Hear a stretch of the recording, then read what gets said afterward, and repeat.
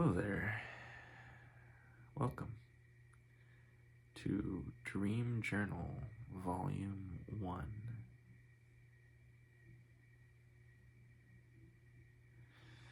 So, yeah, I have a dream journal. I keep track of the dreams I have if I remember them the morning of, or even a couple days later, or a couple hours later, whenever I get around to writing it. So, yeah, we are going to read a couple right now, and we'll probably do this now and again. So yeah, I charged my old iPhone just for this. So I'll be reading from this. It's connected to the Wi-Fi, therefore connected to iCloud, therefore connected to my notes, which is where Dream Journal is. So I'll be reading from this, the dreams. And without further ado, here we go. So, first one's titled Long Dream. I had this dream on September 21st, 2024. Here it goes. I wish I could remember the whole thing. I will tell you what I know. The dream started off with Dad, my brother, and I at a kind of outdoor carnival. There was lots to do and loads of booths. We got separated but reconvened later on. Then the scene changed, and I was in the Fellowship, in an alternate version of Lord of the Rings. We were away for some time, but then it felt almost as though we returned to that same carnival location. Except now it was years, decades, or maybe centuries later. What we witnessed here were these ginormous orangutans walking on two legs. They were about as tall as two tall men combined, and looked to have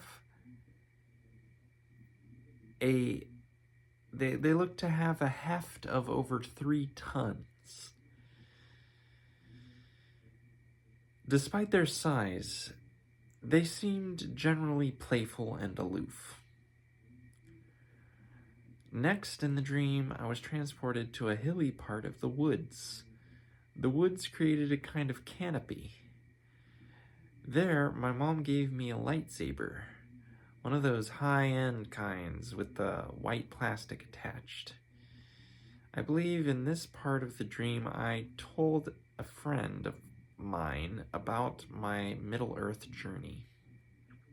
Then, once again, the scene changed, and I was a zany 3D character in a retro game of Centipede. I thought my other spaceship hovercraft manning friend had died when he went under the surface of some ice, and it was up to me to stop the legions of the enemy with my spacecraft. Then, my brother from outside the situation told me to rewind and look again at my friend because he's not dead. I did so, and I saw he was upside down, head buried in the ice like I thought. But there were also shoots of vine-like greenery coming out of the top of the ice where he was. I didn't know what this meant. Also, at some point in the dream, I had found my Ganesha, which I had lost in real life. A week later or so, today, 9/25/24, I actually found the Ganesha. Woo! That's all I remember. So that's all I wrote for that dream. It was kind of hard to read because I made some typos. But yeah, the orangutans or the orangutans. I don't know how you even pronounce that, but I say orangutan. So the orangutans, those were the wildest part of the dream. They were just like, there was like, I don't know, like 10 of them or something, and they were just walking. They were just 3-ton beasts, twice as high as a human, just walking, just kind of aloof in this sort of a post-apocalyptic carnival. It was wild. It was pretty wild. And then the Lord of the Rings part, I don't even remember that one part that well. But yeah. All right. In the event of keeping things moving, what time is it? It's 5:58. Okay. So let's do another dream journal, another entry. So entry number 2.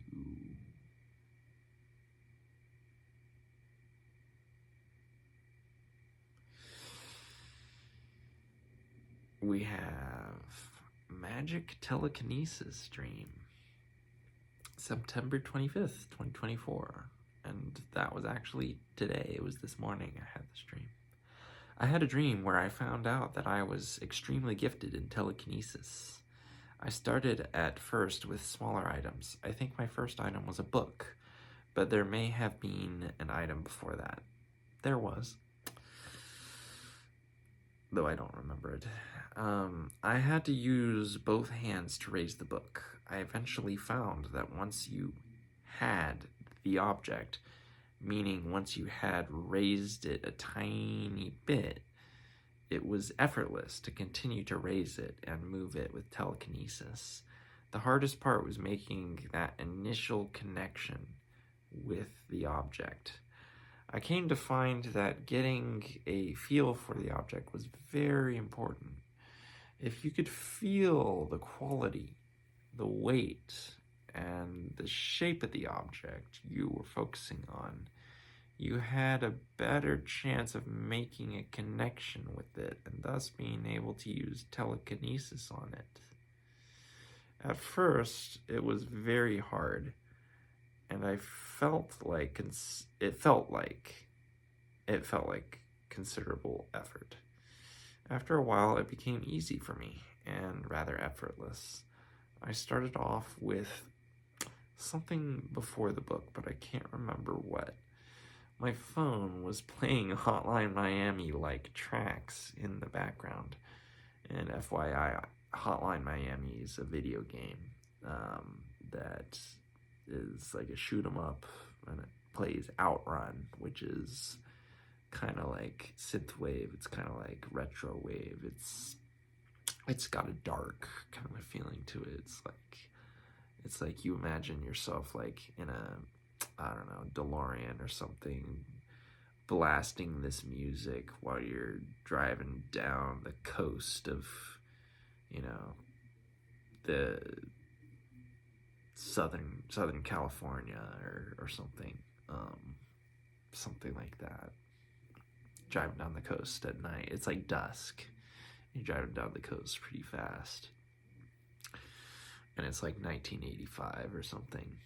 And you're playing synth music. That's kind of the vibe of Outrun. But maybe there's like someone on your tail, like the drug cartel or something. Maybe you're like this like secret agent or something, you know? It's got that kind of like noir kind of feel to it. But anyways, driving bass line also is huge. And you know, those like sort of 8-bit almost, it's not even 8-bit, but like those classic sort of just drum machine samples, those would be in there as the drums. If you don't happen to know. If you do happen to know, I'm sorry I wasted your time. Alright, so alright, where were we?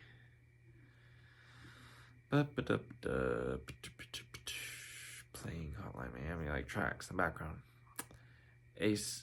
Slowly but surely was able to do more and more items. Eventually, I lifted a grand piano like it was nothing and smashed against the side of the wall. This was at 1133. Mom was there. She excused my behavior for the novelty of new abilities. Then I went into the garage and started lifting all the hats and all manner of things with great ease and control. I wondered aloud why I was so gifted.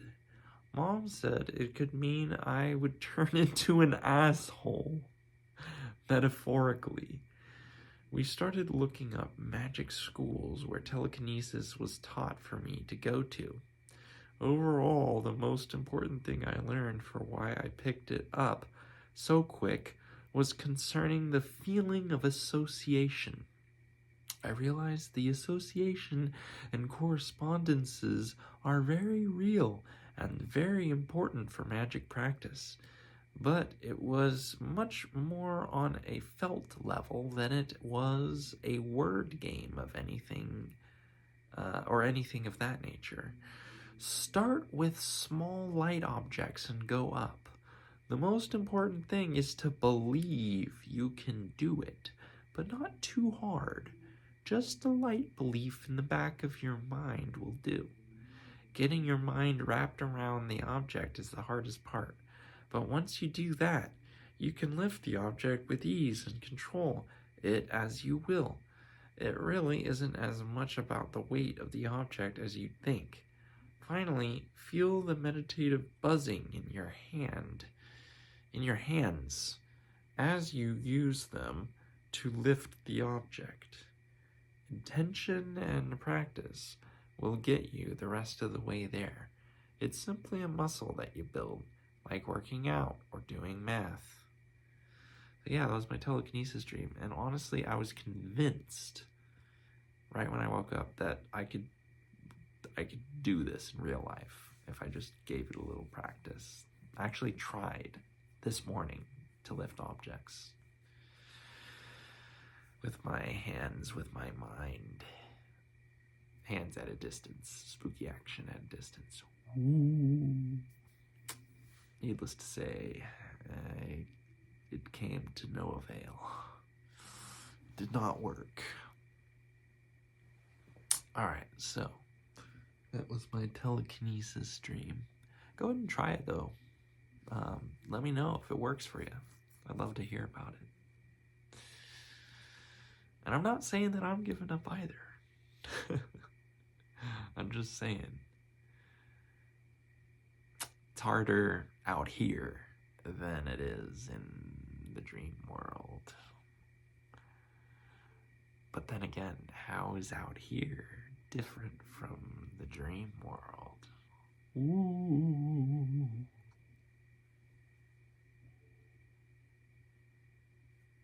How? I'm asking. Seriously. But seriously. Alright, so that was that dream. I think we have time for one more dream. So let's see, what do we got here? So we got this fantasy world dream. This was September 16th, 2024. I dreamt I was a girl in a world that was made for me. It was beautiful, with steep rolling hills of green and cute market shops and decorated buildings spread about. There was some kind of destiny going on here, but I didn't understand it. It was as if I was the protagonist of an epic story.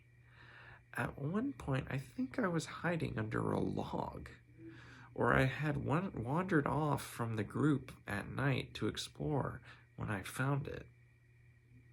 Later in the dream, there was this facility with high-tech hallways that was being cleared out by video game-like characters. The two main characters who completed the mission were talking about how they were worried that their hero friends were only dropping in to play for a tad after they had cleared the building, after which time they would blink out to some other space-time. In specific, a small monkey did this. It was a monkey that was wearing some futuristic gear. In the final section of the dream, the story was complete, and I was in a cozy log cabin. Then everything reset. The characters all changed. Our location changed. My appearance even changed a bit, and it started all over again. It was like a reskin for the same scenario. It was as though the characters in this world found me washed to shore for the very first time, but in the back of my mind, I knew this wasn't the first time. It was as if they wanted to keep me here, reliving the same story that was meant for me in this personal fantasy world over and over again. It was as if I was somehow special to this world. My consciousness was what it needed, what they all needed. So there you go. That's the fantasy world dream that I had on the 16th of September. So yeah, dreams are interesting, aren't they? A lot of unusual stuff can happen in dreams. There's this recurring thing of the scene changing, Just suddenly the scene changed and I'm in another place. It's like, how did that happen? That type of stuff is interesting. Being able to use telekinesis. That's interesting, reliving the same scenario over and over again. Oh, that's interesting. And I was a girl, and wow, just a monkey with wearing futuristic gear. Whoa. It was like a video game almost, like they were dropping in, like this dream was like a mishmash of so many worlds. It's kind of crazy. I guess that's just the nature of the dream world. Yeah, I like dreams. I do. I like dreaming and living in the dream world, experiencing the dream world. It's a nice place. I often have interesting dreams. And sometimes I have very fantastical dreams, very whimsical, magical dreams. Those are my favorite. Especially when there's a certain amount of beauty inside the world. Or a felt sense of inner beauty, even. Lots could be said about dreams, where they come from, their symbolic meaning. But we'll save that for times to come. In the meantime, I hope you have a wonderful night's sleep on this coming night of yours, and that you dream of whimsical wonderlands where you can play about in your own fantasy worlds. Peace, sweet dreams, namaste.